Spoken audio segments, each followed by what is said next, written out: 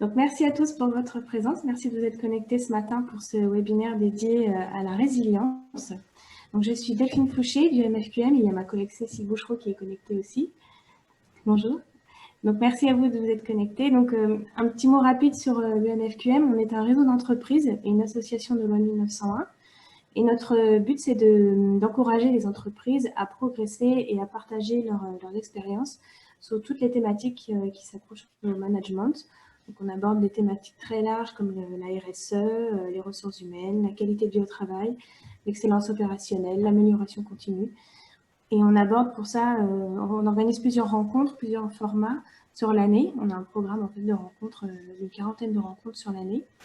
Et on propose par exemple donc, des webinaires comme aujourd'hui, des matinales, des visites d'entreprise et aussi des Focus Day qui sont des journées complètes de formation. Donc, je vous invite à consulter notre programme sur notre site internet. On a commencé à publier hier les premières rencontres de l'année prochaine. Donc, je vous invite à y jeter un coup d'œil pour voir nos prochaines thématiques. En tout cas, merci à vous Nathalie d'intervenir ce matin dans ce webinaire. Et merci à vous pour votre participation. Je vous laisse la main Nathalie. Oui, merci beaucoup Delphine. Donc ravie d'être là autour d'un thème qui est plus que d'actualité. Il existe beaucoup d'intervenants sur le sujet, donc je vais d'abord leur faire un clin d'œil puisque selon les courants de pensée, selon les métiers, ce principe en tout cas ou ce concept de résilience peut être certainement très approfondi. Me concernant, je ne suis pas psychologue du travail, je ne suis pas clinicienne, je ne suis pas médecin. Et donc mon propos sera très en lien avec à la fois ce que je connais de la résilience à titre personnel et aussi dans le cadre en fait des différentes interventions que nous menons au sein du cabinet Capital Homme. Donc, je fais aussi un clin d'œil à quelques personnes en fait qui sont dans cette assemblée que je connais. Donc voilà, je suis ravie de revoir des visages. J'ai également à mes côtés Léa Patureau, qui est chargée de mission RH et formation au sein du cabinet. Et Kéra Malfilâtre, qui nous fait le plaisir d'être avec nous ce matin, qui est une partenaire et amie fidèle et qui a cette expertise en fait sur la résilience. Donc je demande une certaine indulgence à Kéra et en plus elle sort du Covid, donc elle nous fait l'honneur de participer en tout cas à cette séquence ce matin tout en étant encore un peu malade. Donc, merci à Kéra. Je vais me présenter rapidement. Donc, je suis Nathalie Grillet, je dirige une société qui s'appelle Capital Homme. Dans cette société qui existe depuis 19 ans maintenant, j'exerce différents métiers. Je suis executive coach. C'est 50% de mon temps pour de l'accompagnement de cadres et de dirigeants d'entreprise sur des formats individuels ou collectifs. En tant que coach, j'ai une double spécialité. J'accompagne ce qu'on appelle les Ferrari d'entreprise, donc les hauts potentiels, et j'accompagne également des gens qui sont en rupture professionnelle majeure, donc ça rejoindra la résilience, et notamment dans des situations de burn-out. Donc j'ai aussi cette expertise d'accompagnement du burn-out. Voilà, c'est 50% de mon temps.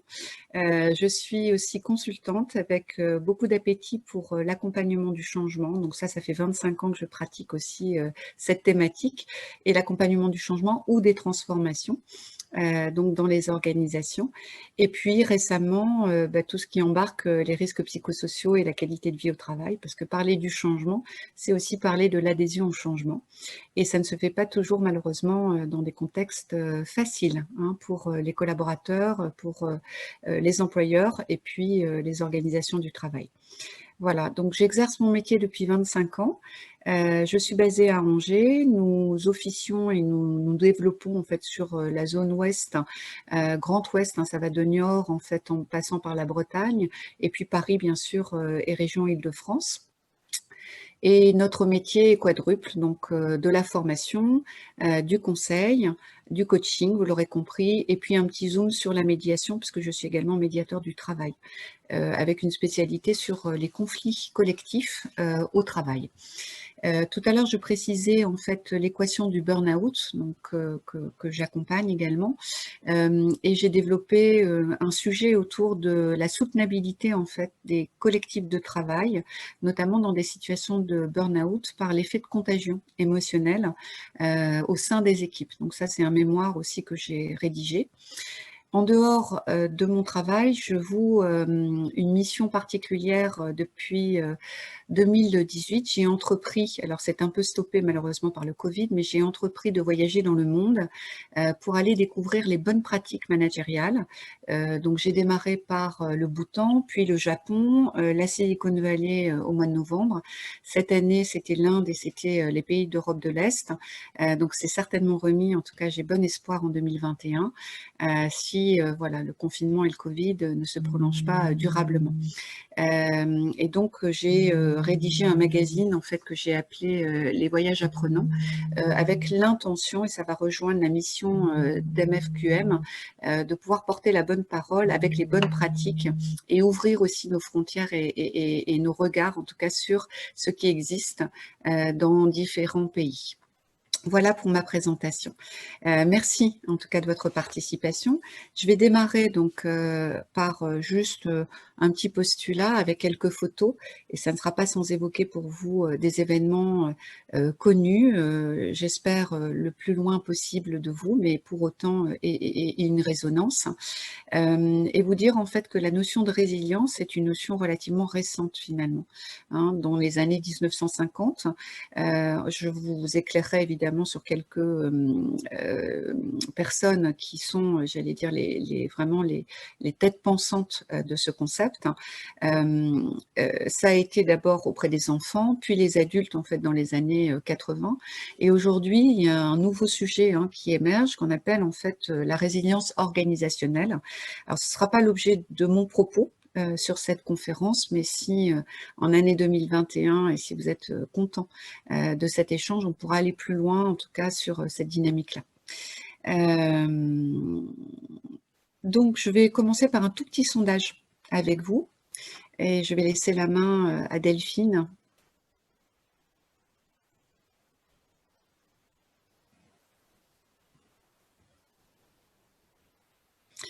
Donc, la résilience est pour vous la capacité à se remettre d'un traumatisme ou d'une catastrophe naturelle, la capacité à se remettre de chocs et de difficultés, mais également d'en tirer des enseignements, la capacité à gérer les difficultés seule, sans aide extérieure. Nous proposons de répondre à ce sondage.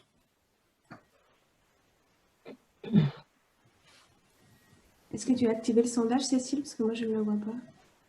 Alors oui, j'ai 14 réponses. Est-ce qu'il y a des gens qui n'ont pas accès au sondage? Peut-être. Là, j'ai 17 réponses, donc je pense qu'on est pas mal. C'est bon. Je vais afficher.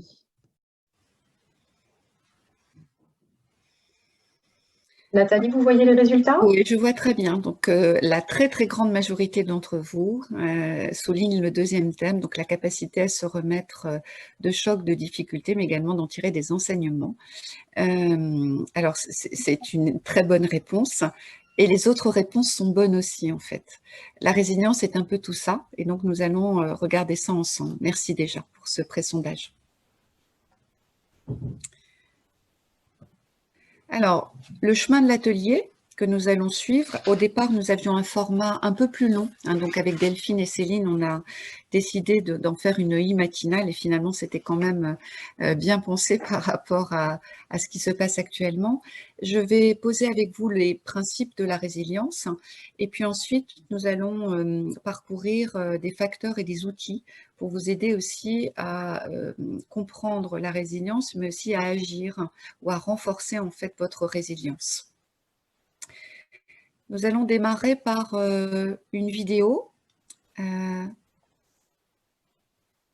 Alors, voilà.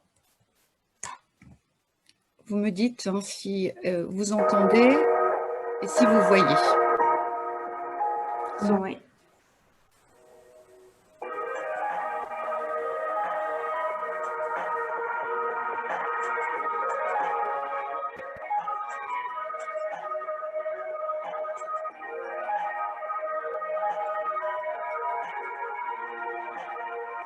金継ぎの意味については僕もすごくよく聞かれるんですけれども、もともとは単純に壊れたものを直すっていう技術だったんですけれども、やはり漆の技術とか特殊な技術を使っている関係で金色とか銀色の模様ができたり線ができるので、壊れた時よりももっと素晴らしいものになったりとか、壊れる前よりも新しい景色を見出してそれを意味を持たせるという人もたくさんいたり、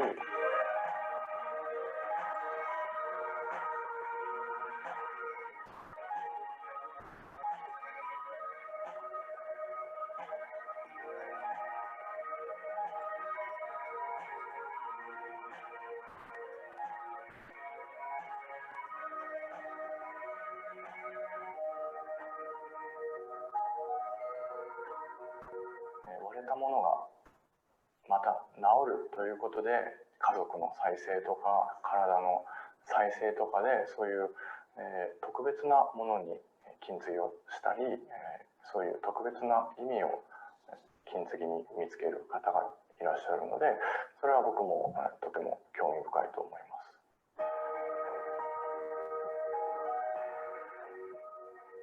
日本では陶器とか磁器を作る技術があまりなくて、でも漆器の漆を使って漆のお茶碗、お椀だとかお重とかって作る技術はもうその頃には確立されていたわけで、その頃ですと陶器とか磁器が割れてしまったり欠けてしまったりした時に直す術が私たちの方ではなかったので、最初は中国とか韓国に修理とか修復を頼んでいた状況なんですけれども、その後やっぱり、自分たちで直そうということで漆をとか蒔絵の技術を使って陶器とか磁器を自分たちで直始めたっていうのがまず最初の始まりだと思います。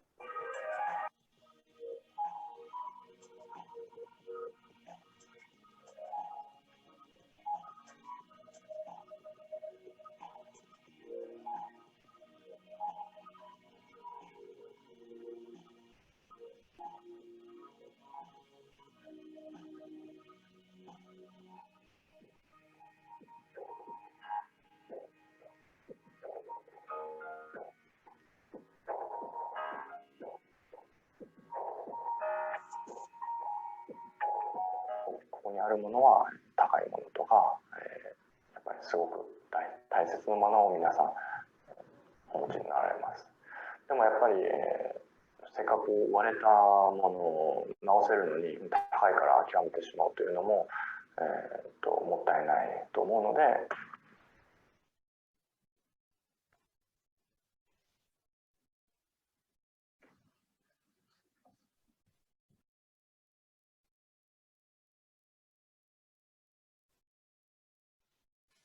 Donc, j'ai choisi l'analogie avec l'art de réparer les pots cassés, vous l'aurez compris, par rapport évidemment aux humains qui peuvent être fragilisés ou cassés par rapport à des situations ou des événements.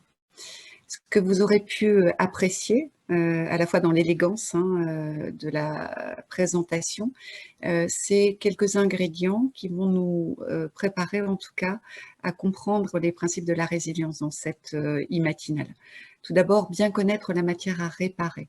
Donc, autrement dit, savoir de quoi on est fait. Ça, c'est aussi un premier principe de résilience, la conscience de soi, la conscience de ce que nous sommes, la conscience de comment nous agissons. Vous aurez observé aussi qu'il y a une dimension du temps. Le temps avec des étapes successives qui permettent de durcir. Et si on fait l'analogie avec la résilience humaine, peut-être de s'endurcir, peut-être de mieux se préparer à des événements futurs avec ce principe de résilience. C'est un processus progressif. Tout l'art de la réparation et dans le soin, la méticulosité avec laquelle ce personnage répare les pots cassés. Donc prendre soin de l'humain, prendre soin du temps que ça nécessaire aussi de se reconstruire, de se réparer, d'avancer avec sa vulnérabilité, nous y reviendrons, et de pouvoir dépasser les événements que nous vivons. Et puis, vous aurez apprécié la beauté finalement de l'objet, c'est-à-dire finalement un résultat unique qui fait que nous sommes nous aussi uniques, esthétiques, donc peut-être avec notre vulnérabilité, notre fragilité, devenir plus beau, plus fort encore, et à l'épreuve du temps. Je trouve que c'est une très très belle analogie avec la résilience. J'avais vraiment envie de la partager avec vous ce matin. Alors, de quoi parlons-nous quand nous nommons la résilience? Tout d'abord, en fait, si on prend la racine latine du mot, ça veut dire sauter en arrière, donc rebondir, résister. C'est un terme qui est emprunté aux sciences physiques à l'origine. La résilience, c'est la capacité d'un métal donc à résister aux pressions et à reprendre sa structure initiale après avoir été déformé. Donc il y a deux dimensions importantes dans la résilience, la capacité d'adaptation et le retour à sa structure initiale, pour autant certainement modifiée, et on le verra. Quelques éléments aussi d'histoire. Tout d'abord, en fait, la résilience, je vous ai dit que c'était un concept relativement récent dans les sciences humaines ou psychologiques. Et on peut vraiment dire que ce concept de résilience a été, j'allais dire, porté par Amy Werner, qui était docteur en psychologie de l'enfance et qui a utilisé notamment dans ses recherches scientifiques la résilience en fait des enfants sur l'île de Kauai. Et pendant une quarantaine d'années, elle a porté en fait ses études sur 698 enfants qui appartenaient à des groupes ethniques variés et qui provenaient majoritairement en fait de milieux défavorisés sur l'une des îles de l'archipel d'Hawaï. C'était des enfants qui étaient victimes d'agressions physiques, sexuelles, parfois aussi sans famille, sans école et qui vivaient en fait dans la rue. En observant en fait l'évolution de ces individus de la naissance, en fait, elle a compris qu'ils pouvaient surmonter en fait un handicap et donc elle en a déduit que 28% d'entre eux sortaient indemnes d'expériences de vie particulièrement difficiles et développaient finalement des personnalités saines, sans troubles psychiques et étant capables, malgré ces événements durs de début de vie, de fonder une famille équilibrée avec, en étant eux-mêmes des parents attentifs et ayant effectivement une activité professionnelle. Donc, elle en a conclu que certains enfants avaient une capacité particulière à surmonter des traumatismes de vie et s'en sortir contre toute entente. Et c'est comme ça qu'elle a appelé en fait ces enfants résilients. Donc, la résilience vient de ce premier travail d'étude.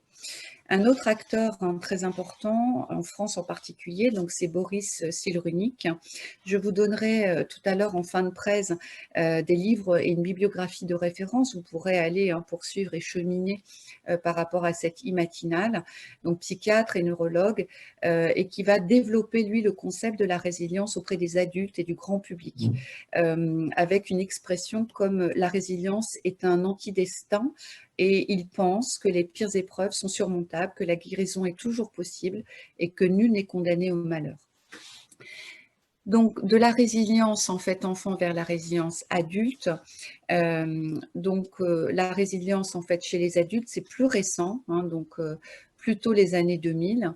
Et d'ailleurs, qu'on a commencé à introduire d'autres notions en fait que simplement des traumatismes, comme par exemple le burn-out, desquels effectivement ressortent, guéris, en tout cas différents, un certain nombre d'adultes, et je parle notamment par exemple du burn-out professionnel, et le burn-out comme une reconnaissance aussi de la pathologie et donc d'une nécessité de résilience.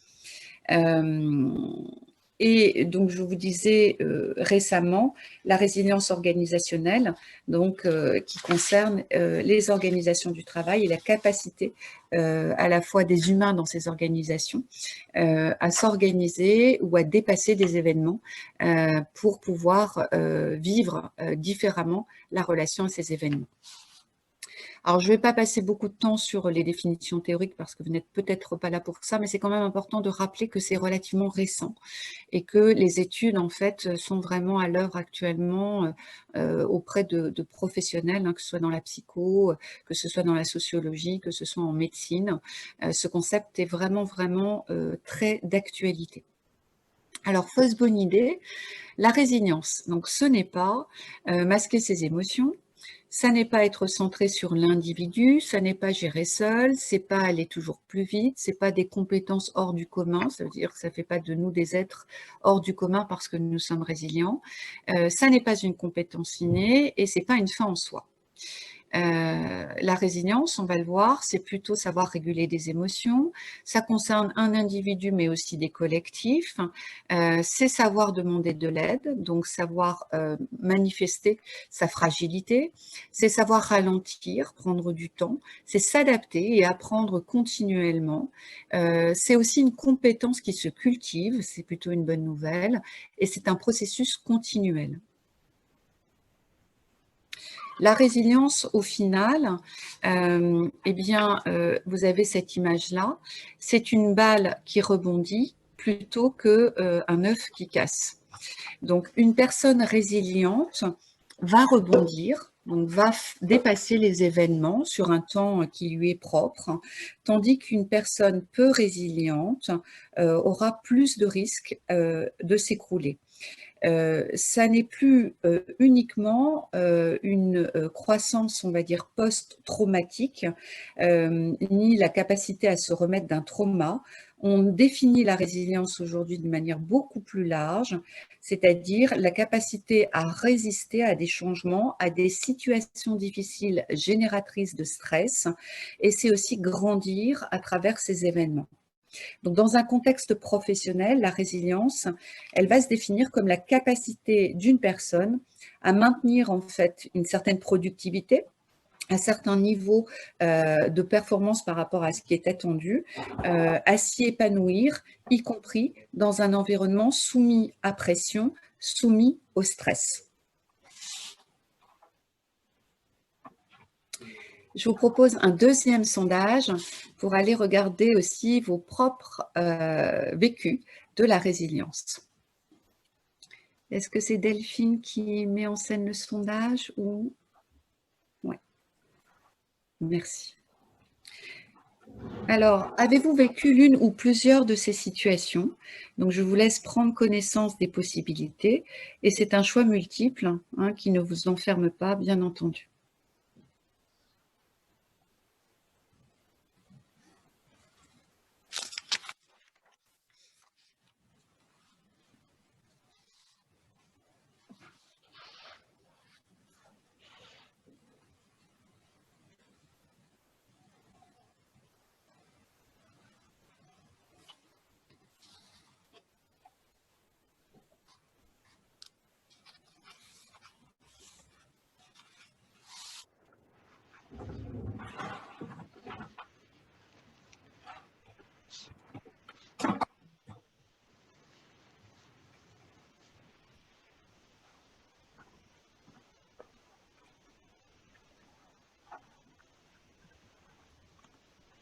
Je ne vois pas les résultats du sondage.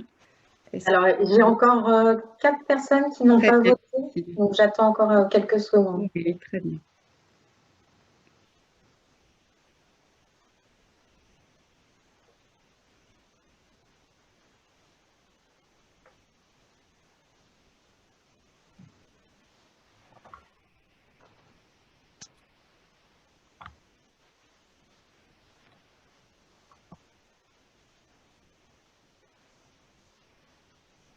Bon, j'ai 16 réponses, donc je pense que je vais afficher les résultats. Oui, très bien. Merci. Vous les voyez? Oui, très bien. Parfait. Oui. On a donc 4 thèmes qui ressortent. Des événements traumatisants, donc touchant à votre personne, donc une personne sur 2 dans cette assemblée, des situations de rupture majeure, voilà, dans votre vie perso ou pro, un peu plus de 56%, attaques et violences sur votre personne ou proche, un quart d'entre vous, et des changements professionnels non choisis. Ouais. Merci d'avoir joué le jeu, on est évidemment au cœur de votre intime, mais ça nous donne en effet dans cette assemblée des personnes très concernées par ces thématiques de vie ou des ruptures de vie importantes. Ce que je vous propose, en fait, c'est un exercice. J'ai construit cette team matinale avec quelques apports, mais aussi avec la possibilité pour vous d'être outillés avec quelques outils de réflexion. Et l'exercice, en fait, est le suivant. Construire votre frise de résilience. Alors, l'idée, c'est d'amorcer la pompe ensemble. Vous avez ici une courbe avec une chronologie depuis votre naissance et puis jusqu'à aujourd'hui. Et l'idée, c'est de revenir finalement sur les moments de votre vie où vous avez déjà fait preuve de résilience. Donc, pourquoi faire cet exercice? Alors, si vous avez à le faire avec vos collaborateurs ou avec des collègues, c'est un exercice en fait qui vise à prendre contact avec évidemment ces épisodes de vie qui font voilà notre parcours, notre singularité ou notre rapport aussi à la résilience. Et c'est aussi une manière d'augmenter votre seuil de confiance en regardant finalement dans cette chronologie ce que vous avez pu dépasser et comment vous avez pu le dépasser. Donc, je vous laisse 5 minutes pour peut-être tracer sur une fiche de papier que vous avez auprès de vous avec un stylo l'exemple en fait de cette prise et puis voilà d'aller repérer en spontané quelques éléments de votre parcours de vie qui représentent effectivement des étapes, on va dire, pour lesquelles vous avez franchi aussi des épreuves, des événements et qui ont fait appel à votre résilience.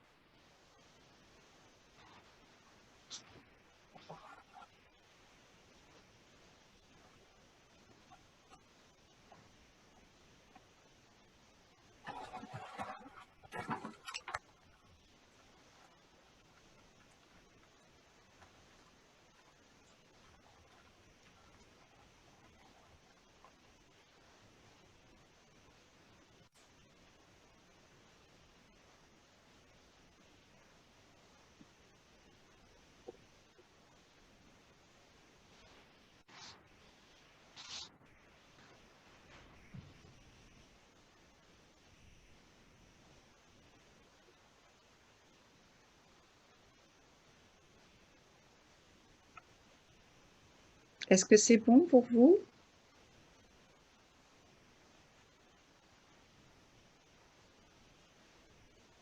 Super. Ok, Cécile, merci. Comme je vous vois, Delphine aussi, très bien. Bon, bien sûr, vous aurez amorcé quelque chose. Donc, je vous encourage peut-être, si l'exercice vous intéresse, je le trouve vraiment très, très intéressant, d'aller peut-être approfondir cela. Il y a peut-être 3 questions que j'aimerais vous proposer sans qu'on puisse partager évidemment vos frises, en tout cas dans ce format-là. Tout d'abord, peut-être de répondre à la question au vu de cette frise-là. Est-ce que vous vous considérez comme une personne résiliente? Combien de temps vous a-t-il fallu entre les événements ou après chaque événement difficile?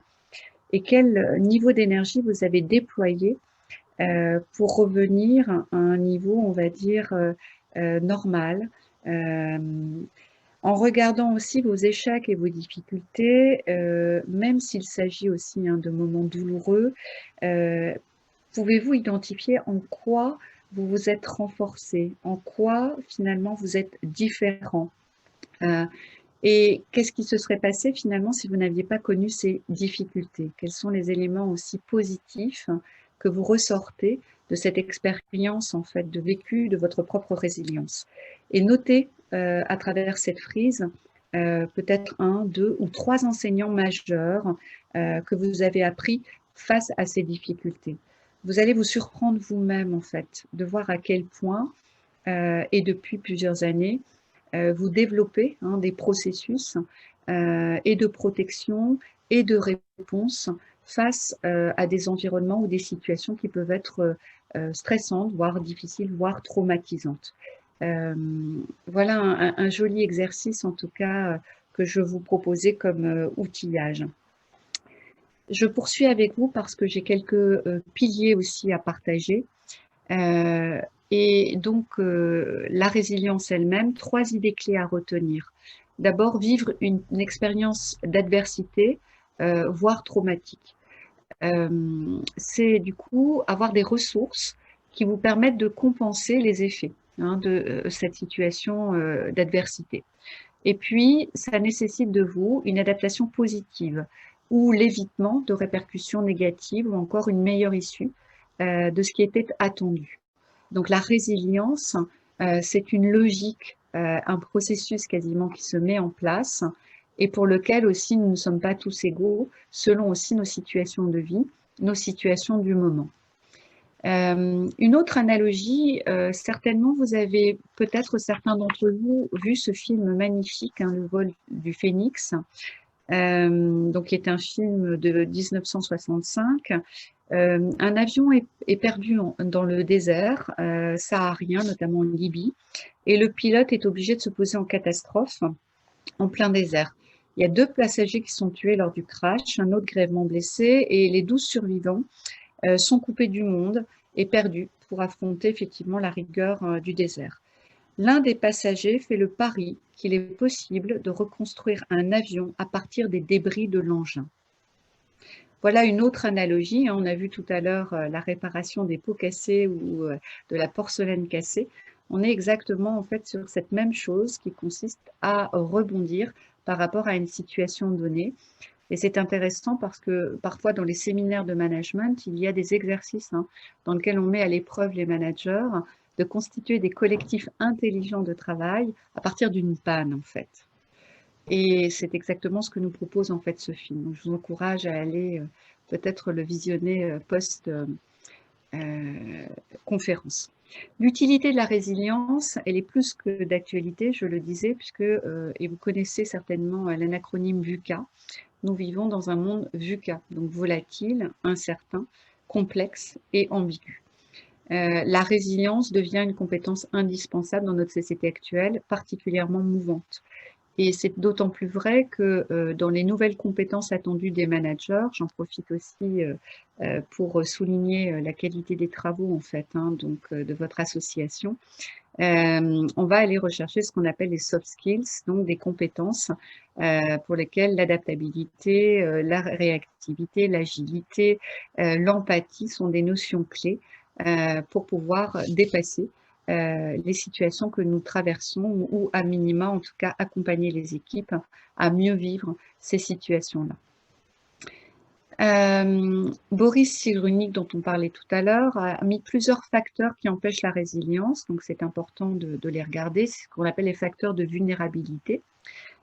Une mauvaise santé, donc je n'y reviendrai pas, mais c'est une évidence que lorsqu'on est, j'allais dire, dans un état de faiblesse de santé, nous ne sommes pas au mieux de notre forme pour pouvoir évidemment rebondir par rapport à des situations, des événements que nous avons à vivre.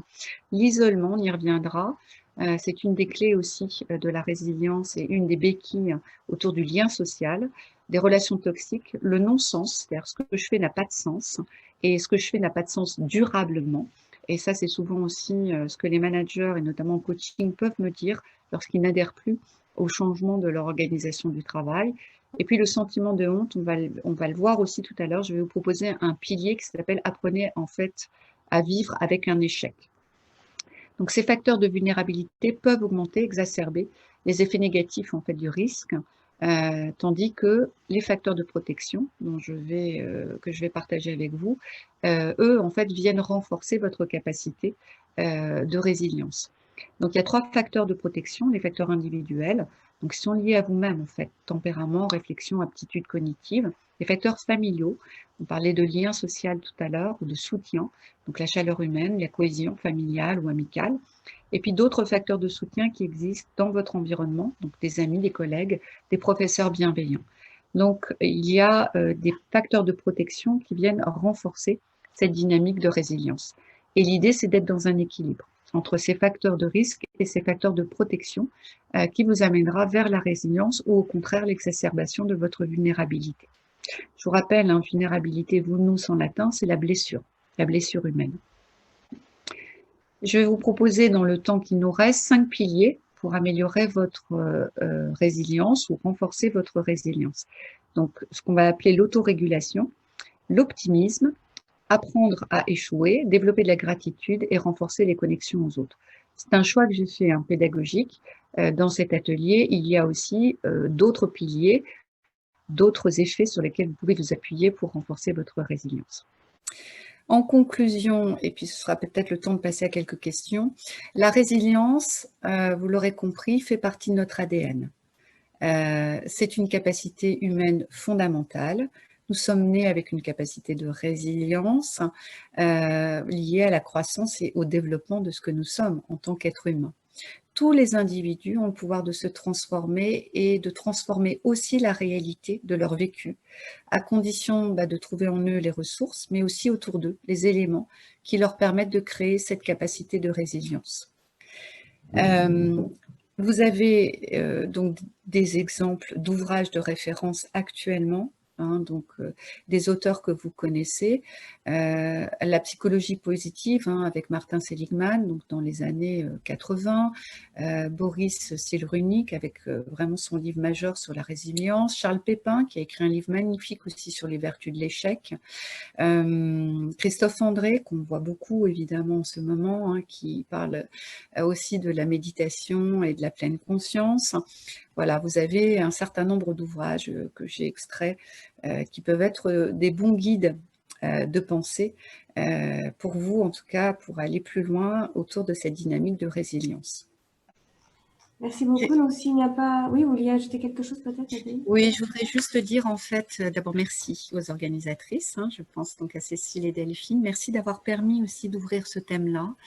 Je le disais, hein, comme postulat de départ et avec vraiment une simplicité et humilité, sans être non plus dans de la théorisation en fait de la résilience. Les parcours de chacun peuvent être aussi d'excellents sujets, notamment penser à la frise par exemple sur la résilience, pour pouvoir recontacter ce que nous sommes en tant qu'humains et comment nous nous réparons au quotidien. J'aime beaucoup cette image-là. Et la résilience, pour moi, est un processus pour chacun et pour chacune, certainement avec une intensité différente, avec des colorations différentes, mais ça n'appartient pas aux théoriciens, c'est du vécu de vie en fait. Je suis très heureuse d'avoir pu ouvrir cet espace avec vous, très simplement et avec beaucoup de modestie pour moi, en tout cas dans le propos, de questionner la résilience. Donc, merci aussi de m'avoir permis de prendre de la hauteur. J'ai fait aussi ce travail avant la matinale, de refaire mon propre chemin de résilience. Et c'est peut-être le mot de la fin. Prenez un temps à l'issue de ça, indépendamment des supports, etc. Mais peut-être pour regarder comment vous êtes beau, comment vous êtes belle dans votre propre résilience. Merci pour ce mot de fin et puis merci, c'est vrai, pour votre sincérité. Vous avez apporté beaucoup d'anecdotes très personnelles, donc merci pour ce partage. Merci à vous aussi d'avoir participé à cette matinale. J'espère que ça vous aura plu. En tout cas, c'est très positif et ça donne envie de passer un super week-end avec plein de pensées positives. Donc, ouais, super. Merci Nathalie. Ma collègue Cécile aussi vous remercie. Elle ne peut pas réactiver son micro, mais elle vous remercie aussi. Merci à tous. Merci à tous. Passez une bonne journée. Merci. Merci.